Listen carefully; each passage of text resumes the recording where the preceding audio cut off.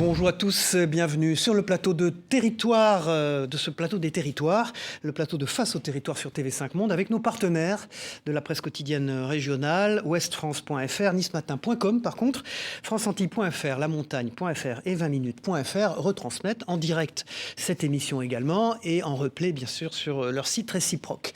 Mon invité aujourd'hui, c'est Thierry Baudet, bonjour. Bonjour. Vous êtes le président du Conseil économique, social et environnemental.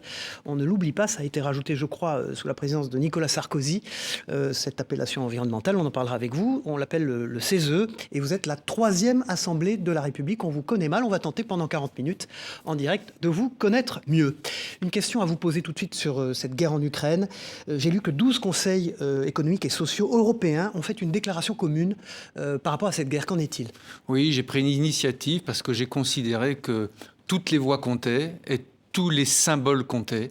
Et j'ai souhaité que les sociétés civiles européennes témoignent leur solidarité au peuple ukrainien. Et d'ailleurs, mon homologue ukrainien est intervenu depuis Kiev dans une séance du CESE. C'était très émouvant. Il nous a dit combien c'était important. Et je veux dire que des organisations du CESE sont très engagées. La Croix-Rouge française, on le sait, et puis Reporters sans frontières qui fait en sorte que les journalistes puissent exercer leur métier pour continuer à nous informer. Thierry Baudet, vous êtes donc président de cette 3e Assemblée du pays. Est-ce que vous avez utilisé, vous, des cabinets conseils type McKinsey ?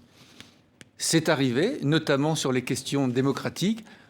Quand on pense au CESE, on pense beaucoup à la Convention citoyenne climat. On s'est fait accompagner. Vous étiez content, heureux de cet accompagnement ? Oui, on a eu besoin de se faire accompagner. Maintenant, moi, c'était une première. Et ça a coûté cher. J'ai organisé une démarche où je suis en train d'internaliser un certain nombre de compétences pour que la participation citoyenne participe du fonctionnement, j'allais dire, ordinaire du CESE. Et j'intègre des compétences. Est-ce que ça coûte cher, ces cabinets conseils ? La démocratie, elle a un coût. Au CESE, c'est transparent. On peut consacrer jusqu'à 10% de notre budget, c'est-à-dire 4 millions d'euros aux démarches de participation citoyenne. Un budget de 40 millions d'euros de fonctionnement. C'est ça. 40 millions d'euros pour le CESE et jusqu'à 4 millions d'euros pour la participation citoyenne. Et dans ces 4 millions d'euros, on peut faire appel à un certain nombre de concours externes qui nous sont utiles. Thierry Baudet, président du Conseil économique, social et environnemental, est notre invité ce matin pendant 40 minutes en direct dans Face au territoire sur ce plateau. Dans un instant, François-Xavier Lefranc, le rédacteur en chef de Ouest France. François-Xavier Lefranc, vous êtes le rédacteur en chef du quotidien français le plus lu francophone au monde. Merci d'être avec nous ce matin. Et donc, on va parler de ce CESE, de son fonctionnement, de ses activités. Bonjour, Monsieur Baudet. Alors, le Conseil économique, social et environnemental, c'est une institution qui est importante, mais que les Français, on peut le dire, connaissent très peu. Alors, ma première question, elle est simple. À quoi ça sert, cette institution qui comporte des membres qui ne sont pas élus, qui sont désignés? On y reviendra, mais d'abord, à quoi elle sert? Le C de CESE, c'est conseil. Ça veut dire que c'est une assemblée, un de mes prédécesseurs disait, qui a le premier mot sur un certain nombre de sujets qui font l'avenir du pays. On essaie de formuler des propositions pour aider à l'élaboration des politiques publiques. Et vous avez dit qu'on allait revenir sur la composition. Comme nous sommes très divers et comme nous regardons le monde depuis des endroits différents, on essaie de formuler des points de vue qui puissent permettre que les politiques publiques puissent trouver à s'exercer. On travaille en quelque sorte sur des voies de passage, on propose des voies de passage sur des sujets complexes en veillant toujours à l'acceptabilité par les populations des politiques publiques. Vous êtes la 3e Assemblée, les 2 autres, elles sont composées de membres élus. Les membres du CESE ne sont pas élus. Alors comment sont-ils désignés? Qui sont-ils? Qui représentent-ils? Et est-ce qu'ils sont vraiment représentatifs de la société française? 175 membres. Des entrepreneurs, des agriculteurs, des artisans, des syndicalistes, des responsables associatifs, d'ONG qui agissent dans le champ économique, dans le champ de la cohésion sociale, territoriale, dans le champ de l'environnement. 175 membres. Moyenne d'âge? 57 ans. Donc, il y a des jeunes aussi? Il y a des jeunes. Les organisations et mouvements de jeunesse sont représentés au CESE. Et ils représentent 82 organisations. 82 organisations qui font ce que j'appelle la société agissante, celles et ceux qui, dans le pays, au quotidien, agissent. Leur désignation, comment ça se passe? On présente sa candidature au CESE ou est-ce qu'on est appelé? Est-ce qu'on est désigné? Est-ce que François-Xavier Lefranc pourrait, par exemple, devenir membre du CESE? Alors, quels sont les critères, justement? C'est le Premier ministre qui désigne les organisations présentes au CESE. Aucune chance, alors. Et pour chaque organisation, qui indique combien de personnes pourront la représenter. On a 4 piliers, les employeurs, les syndicalistes, encore une fois, les ONG, les associations, et puis les environnementalistes. Oui, puisque la partie environnement, on y reviendra plus tard, c'est quelque chose évidemment d'important. Alors comment ça se passe? Vous faites des rapports? Comment est-ce que vous proposez vos idées? Comment est-ce que vous conseillez? Comment ça se passe? C'est des rapports qui vous sont commandés? On peut à la fois être saisi par le gouvernement ou le Parlement. Le gouvernement le plus souvent, le Parlement moins fréquemment. Pour être très concret, on a été saisi tout récemment. On nous a invités à faire des propositions pour développer un service public de la petite enfance. On nous a menés à réfléchir à l'acceptation sociale des infrastructures de la transition énergétique. On a travaillé sur la question démocratique et sur l'abstention des jeunes. Ça, c'était des commandes du Premier ministre. Donc, on travaille, on a des cycles d'audition, on associe parfois des citoyens à nos travaux et on formule des propositions au gouvernement. Et on peut aussi s'autosaisir, ce que nous appelons nos saisines d'initiative. Donc 175 membres qui sont originaires de toutes les régions françaises, on peut le dire. Les territoires ultramarins qui nous écoutent sont évidemment eux aussi représentés au sein du Conseil économique, social et environnemental. Oui.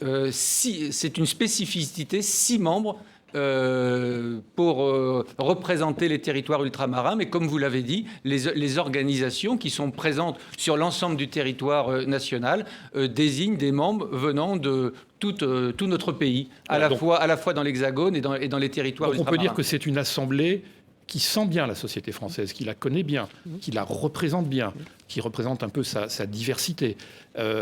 Quel regard portez-vous sur l'état de notre démocratie? Nous sommes à quelques jours d'un rendez-vous électoral majeur, évidemment. On va élire la personnalité qui occupera la présidence de la République.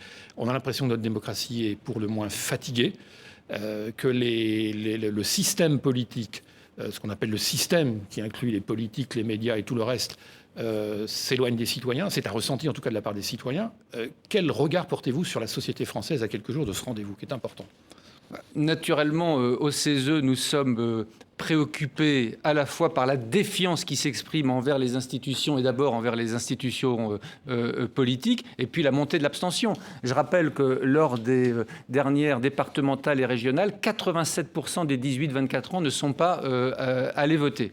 Alors cette abstention, on l'analyse souvent comme une forme de colère. Je pense qu'elle marque aussi une forme de fatalisme, à savoir à quoi bon aller voter si finalement mon vote ne va pas changer, ne va pas changer ma vie quotidienne. Ce dont je suis convaincu, c'est qu'il ne faut pas en conclure que les Français sont apathiques. Bien au contraire, il y a une envie de participation plus forte que jamais sur les sujets qui nous concernent. Et ma conviction, c'est qu'aujourd'hui, la démocratie, on ne peut pas simplement la limiter au dimanche d'élection. Et une des questions majeures pour l'ensemble des candidats, c'est qu'est-ce qu'on peut faire? Comment fait-on démocratie? Est-ce qu'il faut changer les institutions? Est-ce que ce sont nos institutions qui sont fatiguées? Qu'est-ce qu'il faut faire? Moi, je crois qu'il faut associer davantage les citoyens, les dispositifs de participation citoyenne sont utiles. Ils ont fait leurs preuves depuis très longtemps au plan local. Il y a longtemps que les maires y font référence. Il faut systématiser un peu ces dispositifs au plan national. Il faut associer les citoyens aux sujets qui les concernent. Le renforcement de la démocratie participative avec les citoyens en amont de celles et ceux qui ont le dernier mot est un bon facteur pour renforcer la démocratie représentative. C'est Thierry Baudet, le président du Conseil économique, social et environnemental, qui est notre invité ce matin dans Face au territoire. Chaunu, qui est dessinateur, collaborateur de Ouest et normand France. Comme vous. Et normand comme vous. Très important, une question à vous poser. C'est la tradition de cette émission sous forme de dessin. On l'écoute, on le regarde. Les sanctions sont-elles la solution en Ukraine? Monsieur le Président, vous êtes né à l'ouest, dans l'Orne, au pays du Poiret, terre d'élevage et de mémoire, puisque la Normandie fut le théâtre d'une des plus grandes batailles de la Seconde Guerre mondiale. La question que je pose est en deux temps. N'avons-nous pas commis une grave erreur en suivant la politique énergétique de l'Allemagne et l'enfer étant pavé de bonnes intentions, par nos sanctions, ne risque-t-on pas de pousser la Russie dans les bras de la Chine, faisant naître à l'Est un monstre militaro-industriel? Écoutez, sur la question européenne, 70 ans après le traité de Rome, on continue à se demander régulièrement si l'autre ne nous a pas dupés. Donc a-t-on bien fait de suivre les Allemands sur la politique énergétique? Les Allemands aujourd'hui doivent se demander s'ils ont bien fait d'accepter de mettre en commun des dettes garanties par le budget de l'Union européenne. Moi, je ne crois pas que la question, elle se pose ainsi lorsque l'on forme un marché unique de 500 millions de citoyens avec des institutions communes. Et j'ai au contraire le sentiment positif que ces derniers temps, ces dernières semaines, malheureusement, le sentiment européen a progressé et l'idée, j'allais dire, y compris d'une défense européenne qui était poussée par la France, qui paraissait totalement anachronique, a progressé. Quant à la Russie et la Chine, moi je considère qu'aujourd'hui, la priorité, c'est d'essayer de mettre un terme à cette guerre qui est tout à fait insoutenable. Je pense que les sanctions économiques sont nécessaires pour mettre un terme à cette guerre et naturellement, il faut poursuivre les efforts diplomatiques. C'est toute la difficulté d'ailleurs de l'Europe de vouloir mettre fin à une guerre sans faire la guerre elle-même. François-Xavier Lefranc, la une de Ouest France aujourd'hui. Alors la une de Ouest France avec une question, est-ce qu'on n'est pas en train d'aller vers une crise du logement majeure avec l'inflation des prix du logement neuf? C'est un vrai sujet. Et aussi la difficulté pour les professionnels du bâtiment de se faire livrer du matériel. Aujourd'hui, on est vraiment dans une période de très forte tension qui inquiète beaucoup, notamment évidemment sur les territoires. Vous retournez dans votre région régulièrement? Très régulièrement. Et comme le disait le dessinateur Chenu, je suis un grand amateur des paysages, du bocage et aussi de ses productions, le Poiret notamment, auquel il a fait référence. C'est important. Le Poiret.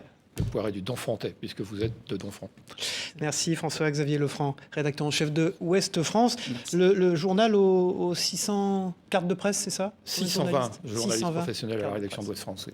Merci infiniment. Merci. Dans un instant, Denis Caro, le directeur des rédactions du groupe Nice Matin sur ce plateau. Bonjour Denis Caro, vous êtes le directeur des rédactions du groupe Nice Matin, c'est-à-dire Var Matin également. Merci d'être avec nous. Dans un instant, nous allons interviewer ensemble donc, notre invité ce matin, Thierry Baudet, le président du Conseil économique, social et environnemental. Mais pour l'instant, nous partons pour la Martinique, Fort-de-France. Et c'est Cyril Boutier, le directeur éditorial de ce partenaire de cette émission, qui a une question à vous poser. Thierry Baudet, on l'écoute. Bonjour Thierry Baudet. Le Conseil économique et social s'est à plusieurs reprises penché sur la question de la vie chère aux Antilles et en Guyane, et dans les Outre-mer en général, en cherchant les racines, l'éloignement, le transport, les systèmes de distribution monopolistiques, etc. etc. Où en est-on?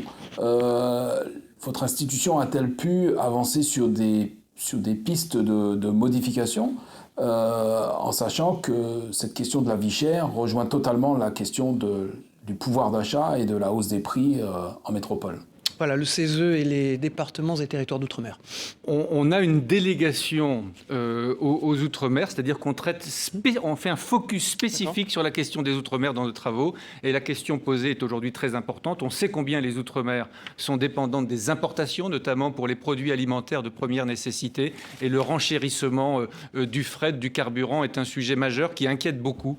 Parce que là, il y a à nouveau un risque de renchérissement, encore une fois, des matières premières. Et on sait que la situation est socialement déjà explosive. Et on sait que les outre-mer, notamment avec les zones maritimes territoriales, sont un grand atout pour la France. Naturellement, c'est ce qui pose des questions de relocalisation d'un certain nombre d'activités dans les outre-mer, notamment. Denis Caro, dans ces E, il y a le E, la fin, environnemental. Effectivement. Bonjour Thierry Baudet. Bonjour. En 2008, le Conseil économique et social est devenu Conseil économique et social environnemental. Alors pourquoi ce E en plus et quelles sont vos prérogatives sur ce sujet ?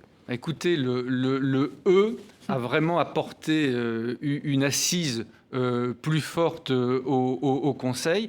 Et la première conséquence, c'est que la dimension environnementale, depuis maintenant plus de 10 ans, est systématiquement présente dans tous nos travaux.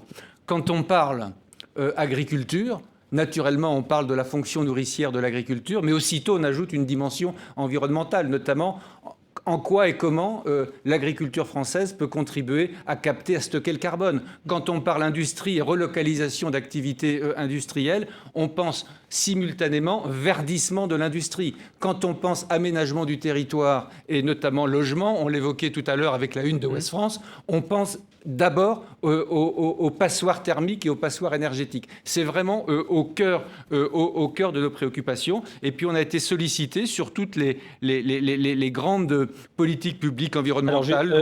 Justement, vous l'évoquiez tout à l'heure, c'est le CESE qui a mis en place la Convention citoyenne pour le climat. C'était après la crise des Gilets jaunes. Quels enseignements vous tirez de cette expérience ? Je pense que, d'abord, ça a permis de vérifier la validité de ce type d'opération, c'est-à-dire que on le rappelle, tirage au sort de citoyens. 150 citoyens tirés au sort, dès lors qu'on organise un débat entre égaux sur la base d'arguments raisonnés, peuvent appréhender des sujets dont on dit qu'ils sont d'une grande complexité et peuvent formuler des propositions, encore une fois, qui soient sensées et raisonnées. C'est le premier élément. Le deuxième élément, ils se sont incroyablement engagés. Sur ces 150 citoyens, 13 parmi eux, en suivant, ont été candidats pour la première fois à des élections sur un large spectre politique. Comment pourrait-on considérer que la démocratie n'en est pas sortie renouvelée ? Est-ce qu'ils ont été élus ? Je ne peux pas plus dire. J'ai pas screené les. C'est ça qui compte, hein ? Oui, mais ce qui compte, c'est qu'ils se sont intéressés à la vie publique et qu'ils se sont engagés. Ça montre qu'il y a une volonté d'engagement de nos citoyens. Mais est-ce que ça a été concluant pour autant ? Sur les 149 propositions qui ont été formulées, la critique qui est revenue de la part des membres de cette convention, c'est que très peu ont été reprises. Dans le fond, est-ce que ça n'a pas été un prétexte, cette convention ? C'était une première à l'échelle de notre pays. Moi, j'observe, quand je rencontre mes homologues européens et africains notamment, que tous nous interrogent sur cette convention citoyenne climat. D'une certaine manière, elle a marqué les esprits, elle a fait référence, et en effet, à la fin, il y a pu avoir un sentiment d'inachevé ou de frustration. Ça montre qu'il faut tirer les enseignements de cette première conférence, il doit y en avoir d'autres, et notamment, il faut dès le début être clair sur le débouché. Et peut-être, sans doute, le président de la République s'est-il monté un peu imprudent en indiquant qu'il reprendrait les propositions sans filtre. Non, il l'a pas fait. Je pense que si... il nous reste quelques jours. Je pense que si dans le contrat de départ, on avait dit vos propositions seront transmises sans filtre au Parlement, qui doit avoir le dernier mot, d'une certaine manière, le contrat aurait été plus clair et il y aurait probablement eu moins d'insatisfaction à la fin. Vous avez des contacts avec le président de la République ? J'ai eu l'occasion d'échanger avec lui, notamment après Mais régulier, c'est institutionnalisé, les contacts entre le président du Conseil économique et social et environnemental et le président de la République, ou c'est pas institutionnalisé ? Ce qui est beaucoup plus institutionnel sont les relations régulières avec le Premier ministre et son gouvernement. Denis Caro. Le CESE vient de rendre un avis sur l'acceptabilité des mesures liées à la transition énergétique. Est-ce que les Français sont prêts à bouger sur ce sujet ?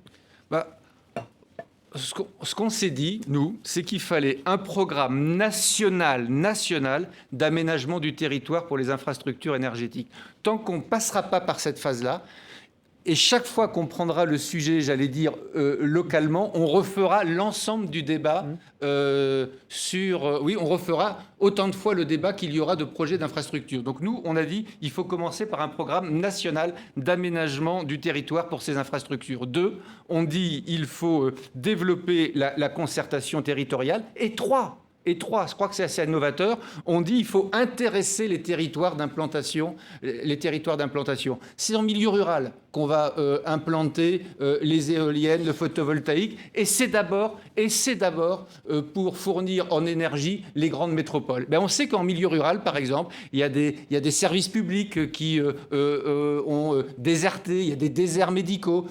Dans les contreparties, nous on pense qu'il faut des contreparties, qu'il faut des nouveaux contrats de solidarité entre territoires, et il faut que les territoires ruraux aient un intérêt à l'installation de ces énergies nouvelles renouvelables. Vous avez parlé de l'éolien, le débat est très vif sur le sujet. Vous préconisez, en tout cas l'avis préconise la nomination d'un médiateur. À quoi servirait-il ? Je l'ai dit, il faut faire véritablement de la concertation, territoriale, mais encore une fois, une vraie concertation, c'est-à-dire qu'il s'agit de créer de l'assise. Et non pas de la verticalité. Il y a trop souvent des consultations qui visent à aligner finalement sur des décisions qui ont déjà été prises, et ça ne fonctionne pas. Une médiation, c'est pour créer de l'assise sur laquelle on va pouvoir développer des politiques publiques. Et puis, il y a une échéance dans quelques jours. Il y a quelques jours, le CESE a auditionné les candidats à la présidentielle. Est-ce que vous considérez que la dimension environnementale a été suffisamment prise en compte dans leur programme ? Si vous faites référence aux auditions au CESE, elles portaient sur la question démocratique. Donc au CESE, ils ne se sont pas fortement exprimés sur cette question puisque ce n'était pas la question formulée. Néanmoins, je dois dire que dans nos travaux, depuis au fil de nos travaux, on alerte sur le fait que la France ne se situe pas sur les trajectoires prévues de réduction de nos émissions nationales et de notre empreinte carbone. Nous sommes préoccupés et nous pensons que ce sujet doit être pris avec davantage de vigueur. On le voit, ce sujet, il est quasiment absent de la campagne. C'est ce que je vous dis, il doit être pris avec davantage de vigueur. Et la force du CESE, nous disons qu'il faut penser d'un même mouvement les grandes transitions. Il faut penser, j'allais dire, un développement économique pour assurer notre prospérité commune, qui soit plus durable. Il faut penser la transition environnementale et il faut penser la question sociale en même temps. La question sociale ne peut pas être un sous-produit de la transition environnementale. Pour compléter la question de Denis Caro, est-ce que vous les avez trouvés, ces candidats, j'allais dire, de bonne facture? Est-ce que vous avez trouvé que le niveau de réponse face donc à votre Assemblée était bon, était à la hauteur des enjeux du pays? On les a interrogés sur la question... je parle globalement. On les a interrogés sur la question démocratique. Tous ont fait le constat d'une vraie fatigue démocratique. Et est-ce que vous avez trouvé qu'ils vous ont apporté, en fonction évidemment du spectre politique auquel ils appartiennent, des réponses? Quelle a été la perception que vous avez eue de cette audition? Nous avons le sentiment qu'ils ont apporté des réponses, certains souhaitant modifier les institutions, d'autres voulant renforcer la démocratie participative. Donc c'était un sujet sur lequel ils avaient réfléchi. Et sur la question environnementale, parce qu'on l'a évoqué rapidement, on voit les différences de trajectoire entre les uns qui pensent qu'il faut modifier nos comportements, d'autres qui pensent que c'est le tout technologique qui réglera la question environnementale et naturellement tous les scénarios médians. La une de Nice Matin, Denis Caro. L'inquiétante série noire, on revient sur la multiplication des cas d'intoxication alimentaire, avec notamment le témoignage du père d'une fillette de 2 ans qui a été intoxiquée après avoir mangé des chocolats Kinder. Donc une nouvelle alerte sanitaire en fait. Merci Denis Caro, directeur des rédactions du groupe Nice Matin. Dans un instant, Armelle Le Goff, directrice de la rédaction de 20 minutes, notre partenaire, est sur ce plateau. Merci Denis Caro. Bonjour Armelle Le Goff, merci d'être avec nous. Dans un instant, nous continuons cette interview du président du Conseil économique, social et environnemental, Thierry Baudet. Mais tout de suite, nous partons pour la Nièvre, nous partons pour Nevers, où Jean-Mathias Joly, du groupe Centre France La Montagne, a une question à vous poser, Thierry Baudet, une question du journal du Centre, notre partenaire pour cette émission sur l'abstention. Vous en parliez tout à l'heure, on l'écoute. Bonjour Monsieur Baudet. Le premier tour pourrait être marqué dimanche par une abstention importante selon les instituts de sondage, peut-être même une abstention record pour une élection présidentielle. Ma question est la suivante, que préconisez-vous face à cette situation? Comment faire pour que les citoyens, les associations, la société civile se sentent davantage concernés par la vie publique et la vie politique? Et quels leviers démocratiques pourraient être activés pour impliquer davantage les citoyens dans la vie publique? Pas seulement au moment des élections d'ailleurs, mais tout au long de l'année. C'est tout au long de l'année, à la fin, la question. J'en ai dit un mot. Si l'abstention s'établit à un niveau élevé, la candidate ou le candidat élu sera certes légitime, mais n'aura pas refait le plein de carburant démocratique pour pouvoir traverser tout son mandat. A fortiori dans un monde changeant, donc elle ou il aura besoin en permanence de s'assurer de la solidité de son lien à la société. elle ou il aura besoin en permanence de se relégitimer, et je pense qu'il aura besoin d'un Parlement qui joue pleinement son rôle, un Parlement plus fort, et il aura besoin d'associer les citoyens, la participation citoyenne, les citoyens et la société, la participation citoyenne, la participation des corps intermédiaires, tout ça est très important pour, encore une fois, donner de la légitimité à l'action politique. Armelle Le Goff. Oui, et peut-être aussi avoir une place plus importante pour le CESE, qui travaille aussi avec des Césaires. Est-ce que vous pouvez nous expliquer l'articulation de ces travaux en région et sur les territoires Césaire avec, pour région, bien sûr. Voilà. Alors, il n'y a pas de lien organique entre le CESE et les Césaires. Hein. Les Césaires sont attachés aux conseils régionaux. Hein. Ce sont des organisations consultatives qui travaillent pour et avec les conseils régionaux. Mais ce qui est sûr, c'est que nous sommes très attachés à la dimension territoriale de nos préconisations. Je prends un exemple. On vient de rendre un avis sur un service public de la petite enfance. On a par exemple considéré que ça devait être une compétence communale. Alors justement, sur ce sujet, sur cet avis que vous avez rendu sur le service public de la petite enfance, vous voulez que l'organisation d'accueil revienne aux communes et aux intercommunalités, qui ont déjà beaucoup de responsabilités, qui disent qu'elles en ont trop. Est-ce que ce ne serait pas trop de leur donner justement cette gestion de la petite enfance ? Écoutez, on a considéré que on considère que sur beaucoup de sujets, il faut faire le pari des territoires et le pari des acteurs. L'intelligence d'un territoire et l'intelligence des acteurs. Et après des consultations, naturellement, il nous est apparu que c'était le bon échelon pour organiser ce service public de la petite enfance. Mais comment on fait pour faire ça ?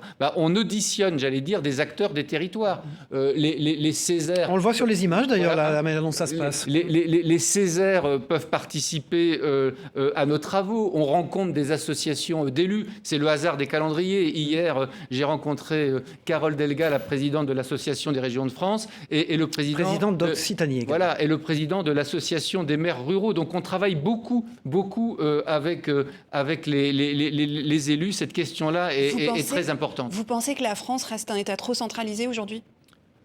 Moi, je pense que les politiques publiques, elles touchent les gens. Et donc, on a besoin de demander l'avis des personnes. Avant-hier, au CESE, on s'est livré à un exercice d'évaluation des politiques de cohésion européenne. Comment on a procédé ? On a travaillé avec les Césaires. Les Césaires sont venus avec des porteurs de projets locaux qui sont venus échanger avec des acteurs de la Commission européenne pour dire ce qui avait fonctionné, ce qui n'avait pas fonctionné et pourquoi. Voilà, il faut être concret, il faut être ancré dans le terrain, dans les territoires. Et quand il se passe une crise comme la crise des Gilets jaunes, vous, en tant que membre du CESE, président du CESE, vous vous dites quoi ? Est-ce que vous aviez des gilets jaunes au CESE ? Écoutez, je ne sais pas, il ne portait pas le chasuble si tel. Vous voyez bien si la tendance, si tel est le cas. La tendance existait. Je ne pense pas qu'elle existait. Moi, j'en conclus que dans une société, on a besoin de celles et ceux qui structurent la société française, de celles et ceux qui agissent au quotidien, et on a besoin des corps intermédiaires. Peut-être c'est une leçon et qu'il faut savoir davantage dialoguer et écouter celles et ceux qui agissent dans les territoires au plus près des Français. Je reviens sur la question démocratique qui vous intéresse au premier chef. On a un baromètre Ouest France 20 minutes et les journaux de Loire sur l'intérêt et la mobilisation des jeunes pour l'élection présidentielle. 58% des jeunes, selon notre baromètre, ont l'intention de voter ce dimanche. C'est mieux parce qu'on était à 10 points de moins il y a quelques semaines, mais c'est encore trop peu. Comment est-ce qu'on peut réconcilier la jeunesse et la politique ? En les faisant rentrer massivement au CESE, c'est ça ? Voilà. Alors, votre réponse ? Écoutez, ils siègent au CESE et ils sont très contributifs au CESE. D'abord, moi, je me méfie du terme la jeunesse. Je pense qu'il y a des jeunesses. Oui, bien sûr. Et dans ces jeunesses, il y a des jeunesses qui sont très engagées, qui se mobilisent. On voit les marches pour le climat, on voit la mobilisation sur, par exemple, les questions d'égalité femmes-hommes. Et puis, il y a des jeunesses aussi qui se sont repliées, qui se sont mis en retrait. Donc, moi, je crois qu'il faut faire d'abord, il faut que l'élection soit utile. C'est l'utilité qui va mobiliser. Et puis, il faut refaire de la pédagogie du système démocratique. Ça ne va pas de soi. Et on se rend compte que dans beaucoup de pays, il y a de plus en plus de nos concitoyens, dans de nombreux pays, qui considèrent que la démocratie est une belle idée, mais que finalement, elle ne fonctionne pas si bien que ça. Et certains sont tentés, j'allais dire, au nom de l'efficacité, plébiscité par des systèmes qui seraient moins démocratiques. Alors, il faut davantage associer les citoyens. J'ai une dernière question pour vous qui êtes président du CESE. 20 minutes s'intéresse au sujet des cryptos, de la blockchain, des NFT, qui intéressent particulièrement la jeunesse,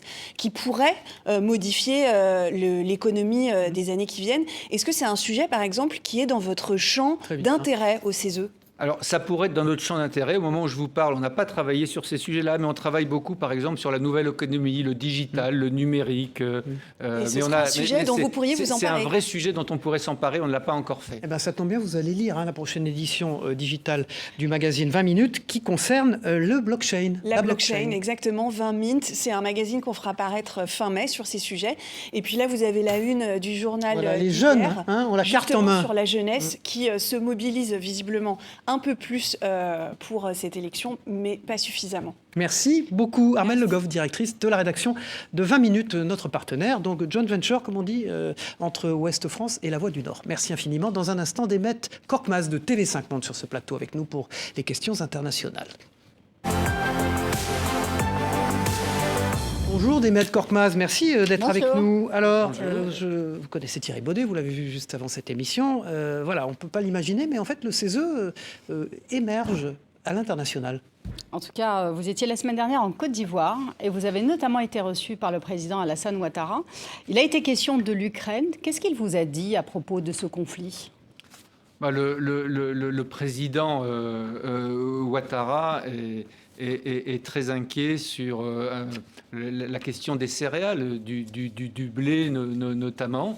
Et il appelle l'Europe et la France à réorienter sa production, notamment vers la Côte d'Ivoire, vers la zone UEMOA. Et il suffit de regarder une carte pour voir qu'il y a un sujet majeur pour la France et pour l'Europe, naturellement. On a peu entendu les dirigeants africains sur ce conflit, sur la Russie, par exemple. Ils ne prennent pas beaucoup position, ils sont très en retrait. Est-ce que vous comprenez cette attitude ? Ou comment vous comprenez cette attitude ? Je pense que vous faites notamment référence au président du Sénégal, Macky Sall. Macky Sall est aujourd'hui président de l'Union africaine. Et naturellement sur l'Union africaine, je pense notamment dans l'Afrique du Sud, dans l'Afrique de l'Est. On n'a pas tout à fait les mêmes positions probablement que dans la zone UEMOA en Afrique de l'Ouest. Et je pense que c'est sa présidence de l'Union africaine qui explique sa relative discrétion. Alors justement, Thierry Baudet, vous êtes attaché aux questions de citoyenneté, le directeur de l'information de TV78, la chaîne des Yvelines, partenaire et coproductrice de cette émission, a une question à vous poser, on l'écoute. Bonjour. Notre démocratie est malade, elle est fragile. Nous sommes peut-être arrivés au bout du cycle de la démocratie représentative. Pourtant, il l'a soigné, des spécialistes comme Dominique Rousseau proposent une démocratie en continu.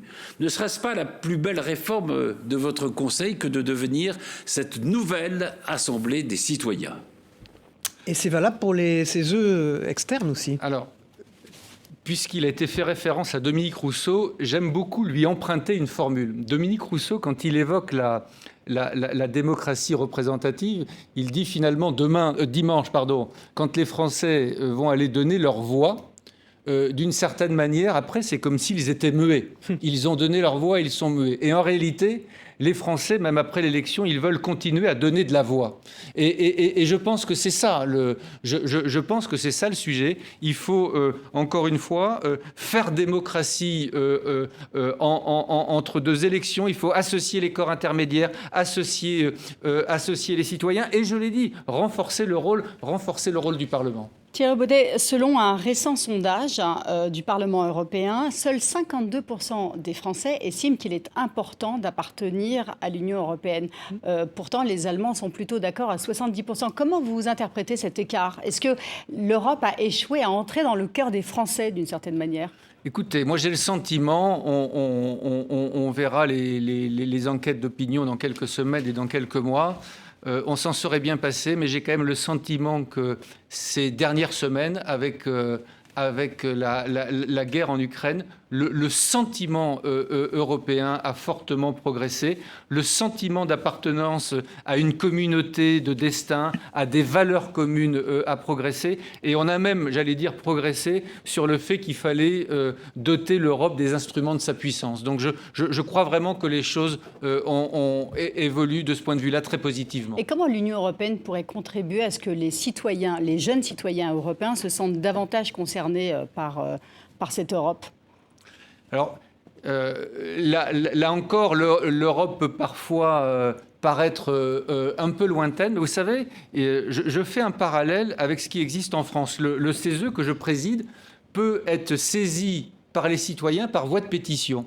Il existe une initiative citoyenne européenne qui est une sorte de super droit de pétition à l'échelle de l'Union qui avait été instauré en 2009. C'est jugé trop complexe par les citoyens, ça ne fonctionne pas, ça n'a jamais vraiment trouvé sa place. Je pense par exemple que des dispositifs de cette nature doivent être simplifiés. Thierry Baudet, vous parlez beaucoup de consultation des citoyens en France, en Europe. Est-ce que vous ne pensez pas qu'il est aussi important que ces institutions aussi soient capables de rendre des comptes et que l'art de la démocratie, ce n'est pas simplement la consultation, mais aussi de rendre des comptes pour que les citoyens soient conscients de l'efficacité éventuelle de certaines actions publiques? Alors, vous avez raison, il ne faut pas que la participation citoyenne, la délibération citoyenne, il ne faut pas que ce soit un gadget, un tour de passe-passe, une argutie. Il faut que le contrat soit clair sur le débouché. Il faut que le contrat soit très clair et il faut que celles et ceux à qui les travaux des citoyens seront transmis aient l'obligation de rendre des comptes. La redevabilité, la reddition des comptes est centrale. Et pour ce faire, je crois qu'il faut vraiment, pour qu'on ait une chance que ça fonctionne, cette participation citoyenne, il faut l'accrocher à la République. Et c'est pour ça que je pense que le CESE est le lieu idéal pour le faire. Et en effet, pour répondre un peu plus directement à la question précédente, c'est un enjeu majeur du CESE. Le CESE est aujourd'hui l'Assemblée de la société civile organisée. Demain, on veut en faire l'Assemblée de la société civile. On manque encore de contrôle de l'action publique, par exemple. Ça, c'est quelque chose que vous réprouvez ou est-ce que vous regrettez? Parce qu'au fond, l'intérêt que l'on peut porter, que la jeunesse ou que une population peut porter à la politique, à la démocratie, c'est aussi de savoir s'il y a des comptes qui sont rendus, s'il y a des mesures qui sont prises, efficaces, pas efficaces. Est-ce qu'on manque de contrôle?